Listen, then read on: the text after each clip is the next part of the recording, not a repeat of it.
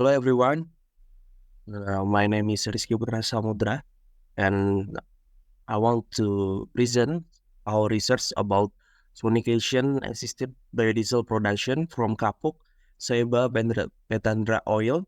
Our team is Bambang Susilo, Nimatuliza, Rizky Putra Samudra, and Wafa Nida Faida Azra. The introduction of this research is biodiesel is one of the many renewable energies. Biodiesel is renewable because the raw material of biodiesel are animal fats and vegetable oils. Biodiesel is produced to replace diesel fuel, which comes from the earth and has non-renewable supply. The advantages of biodiesel over this diesel are in terms of the exhaust emission produced and the more environmentally friendly fuel production process. One of the plants that can be utilized as a raw material for biodiesel is the kapok plant. Kapok seeds, which are waste from the kapok processing industry, contain 24 till 26% oil. So, the potential of kapok oil in 1 hectare of kapok plantation is 2,850 kilograms. Kapok seed oil is a non-renewable oil, so that its use as a raw material for energy research will not interfere with the supply of food oil. So that when compared to palm oil, which is edible oil, the use of kapok oil as a raw material for energy source is more sustainable. The production of biodiesel goes through several stages.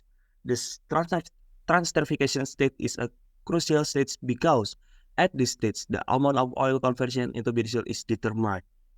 The transesterification reaction reacts vegetable oils or animal fats with alcohol, generally methanol, to produce ester with the help of a catalyst.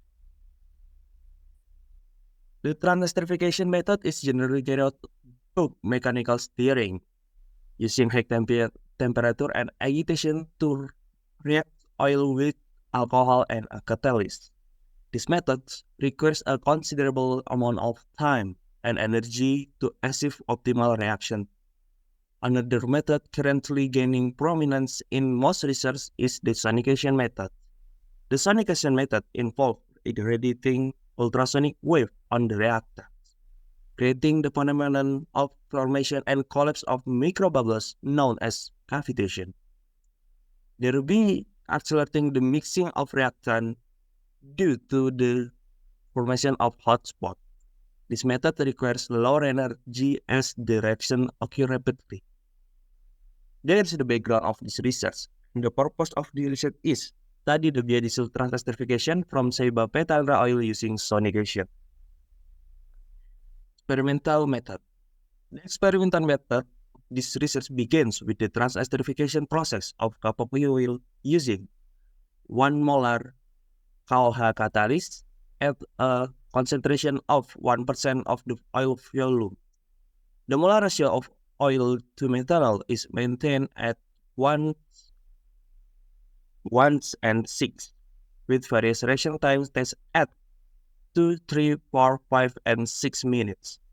After the transesterification process, the produced biodiesel is still considered pure biodiesel, as it contains residual catalyst, alcohol, and glycerol. Therefore, a purification process is required. This involves mixing distilled water, or aqueous, into aspiration flask and allowing it to stand for 30 minutes. During this time, impurities bound by water are separated. And the biodiesel is then dried to eliminate any remaining methanol. This purification step aims to enhance the quality of the biodiesel by removing impurities and residual substance from the initial transesterification. The ultrasonic conditioner will radiate ultrasonic wave that will create the phenomenon of cavitation. The cavitation mix and the oil methanol with the help of a catalyst that lowers the activation energy of the reaction.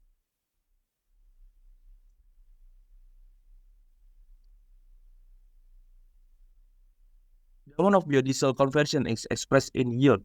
The presentation of yield is calculated from the weight of pure biodiesel divided by the weight of foodstuff oil.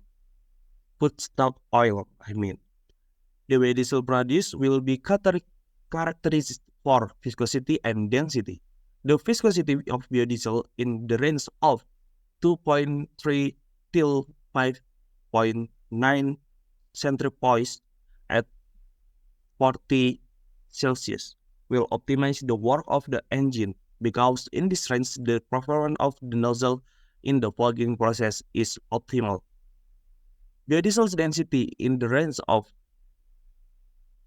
850 till 890 kg per meter cubic at 40 Celsius will optimize the performance of the engine. Now, we go to result and discussion. As esterification with sonication, the extremely high temperature and pressure of the microenvironment and the extraordinary heating and cooling rates produced by the collapse of the cavitation bubbles result in high energy chemistry, similarly to photochemistry where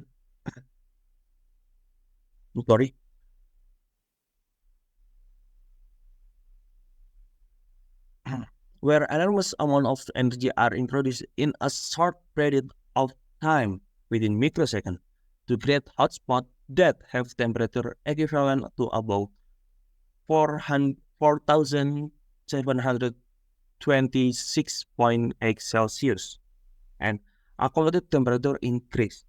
Cavitation that occurs continuously causes an accumulation of increased process temperature so that the reaction occurs faster.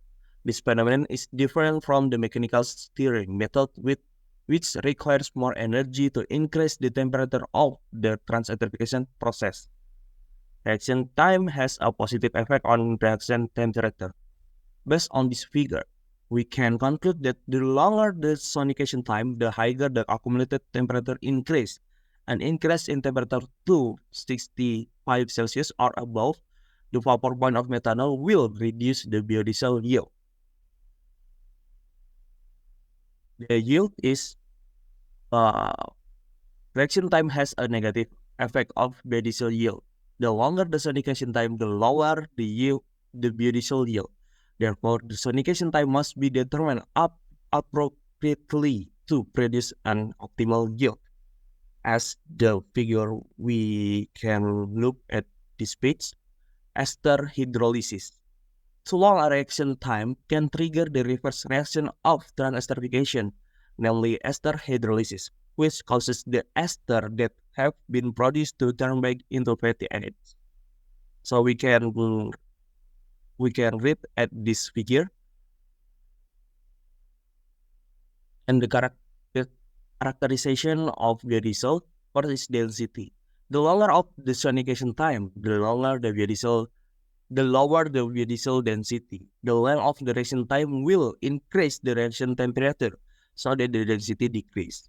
However, based on the research of Pratas et al., the density value decreases as the unsaturation level of films increase.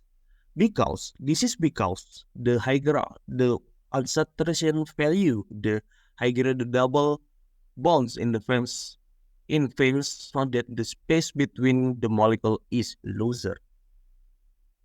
In the viscosity, reaction time has non-significant effect on the viscosity value. The viscosity value show a range of 5.6 till 5.9 GST, which is accordance with the Indonesian National Standard SNE, which is below 6 GST at the center point. The viscosity value affect the amount of biodiesel injected in combustion. The higher the viscosity value, the amount of fuel injected has a high value variability or low consistency level. In the conclusion, research is biodiesel from transesterification of copper coil based sonication method has met the Indonesian national standard based on viscosity, while the density value is still not met. The decrease in yield value as the reaction time increases is thought to be due to increased ester hydrolysis, which is the reverse reaction of transesterification, causing ester to be lost and producing more fatty acids that form salt. Thank you. I will I hope you enjoy that my presentation and see you next time.